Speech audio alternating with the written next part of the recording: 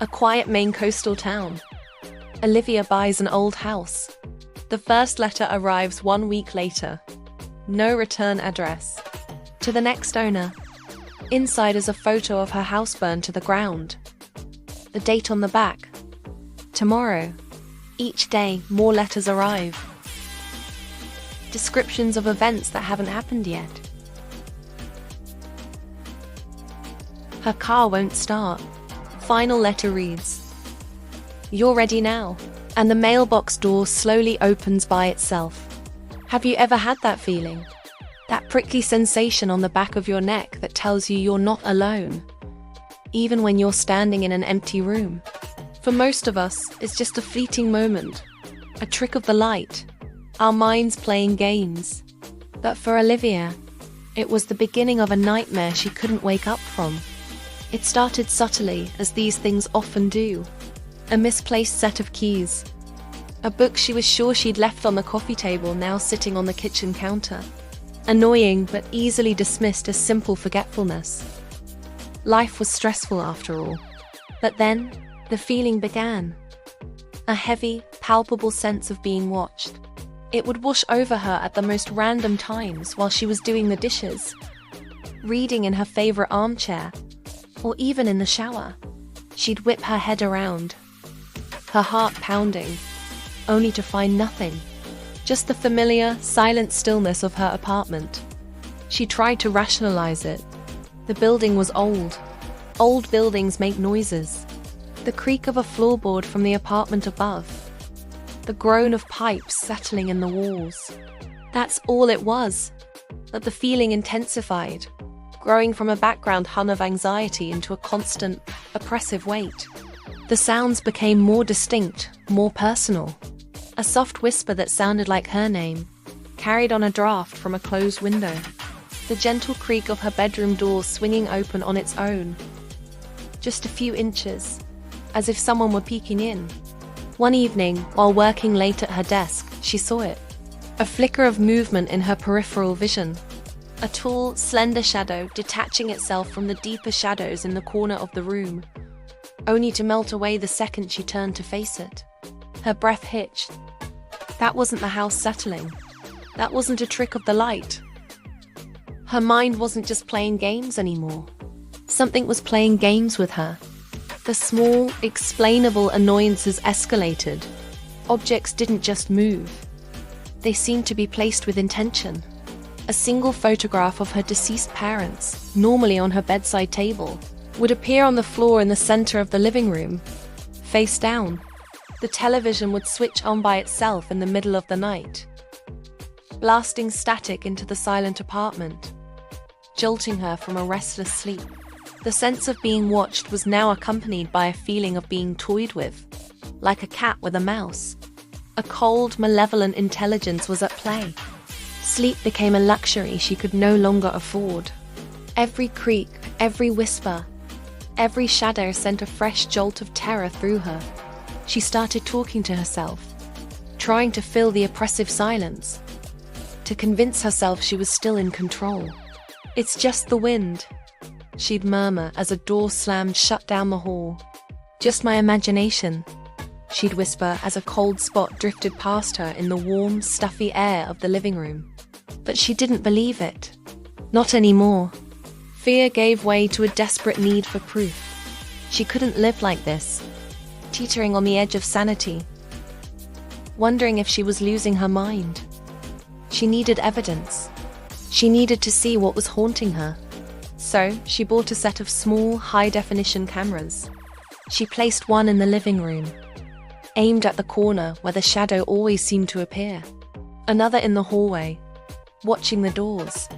And one in her bedroom, a terrifying but necessary violation of her own privacy. She needed to know what happened while she slept. The first night with the cameras was agonizing. She barely slept, lying rigid in her bed, listening, waiting. The next morning, with trembling hands, she downloaded the footage onto her laptop. She fast-forwarded through hours of stillness, her hope dwindling. Maybe she was crazy. Maybe it was all in her head. And then, she saw it. On the hallway camera, at 3:17 a.m., her bedroom door, which she had locked, slowly, silently swung open. No one was there. It just opened, an invitation into the darkness. She switched to the living room footage. For hours, nothing. Then, for a split second, the image warped. The colors bled, the screen filled with digital noise. And in the center of the distortion, for a single terrifying frame, a shape was visible. It was tall, impossibly thin, and vaguely human. But its limbs were too long, its form too fluid. It was there, and then it was gone. And the room was still again. Her blood ran cold. It wasn't in her head. It was real. And it knew about the cameras. Night after night, she reviewed the footage, and the entity seemed to become bolder, more contemptuous of her attempts to capture it. The recordings became a gallery of digital horrors. Sometimes the video would be corrupted for hours at a time, precisely when she felt the presence was strongest. Other times, the audio would pick up guttural whispers in a language she didn't understand, words that felt ancient and full of hate. The fleeting figures became more frequent. A long, pale hand with too many joints reaching around a doorframe before retracting. A face, blurred and distorted, peering into the lens for a microsecond before the feed cut to static. The entity was no longer just watching her. It was performing for her, mocking her. It was letting her see just enough to drive her mad, but never enough to give her a clear picture. Never enough for anyone else to believe her. One particular night's recording broke her. She'd been reviewing the footage from her bedroom. For hours, she watched herself toss and turn in a fitful sleep. Then, around 4 a.m., a dark patch on the wall behind her bed began to deepen. It wasn't a shadow. It looked like the wall itself was liquefying, turning into a pool of black ink. From this pool, a figure began to emerge. It was slow, deliberate, unfolding itself into the room like a spider from its burrow. It was tall and gaunt, its form wrapped in what looked like shifting, smoky rags. It didn't walk. It drifted across the floor, its feet never seeming to touch the ground. It moved to the side of her bed and stood there, perfectly still, for over an hour, just watching her sleep. The camera angle didn't show its face, only its towering, skeletal frame silhouetted against the dim light from the hallway. Then, slowly, it raised one of its impossibly long, thin arms. Its fingers, like sharpened twigs, extended towards her sleeping form. They hovered just inches above her face. Olivia watched the screen, her body paralyzed with a terror so profound it felt like her heart had stopped beating. She was watching a recording of this thing, about to touch her, knowing she had been completely helpless. The fingers didn't touch her. Instead, they gently, almost tenderly, brushed against the camera on her nightstand. The screen instantly erupted into a deafening shriek of static, and the recording ended. It knew. It had always known. The cameras weren't a tool for her to expose it. They were a stage for it to perform. It wasn't just haunting her apartment. It was orchestrating a personalized theater of terror, with her as the sole audience member. The moved objects, the whispers, the shadows, the corrupted footage. It was all a meticulously crafted script. And the star of the show wanted to make sure she was paying attention. Olivia deleted the footage. She threw the cameras in the trash. What was the point? There was no escape. The entity wasn't just in her apartment.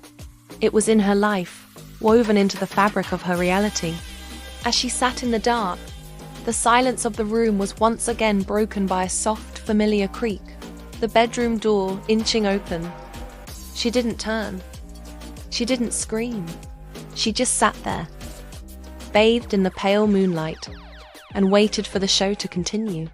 Because she knew, with a certainty that chilled her to the bone, that this was only the intermission.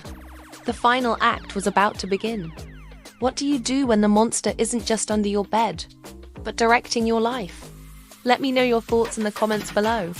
And if you enjoy stories that get under your skin, make sure to like this video and subscribe for more chills.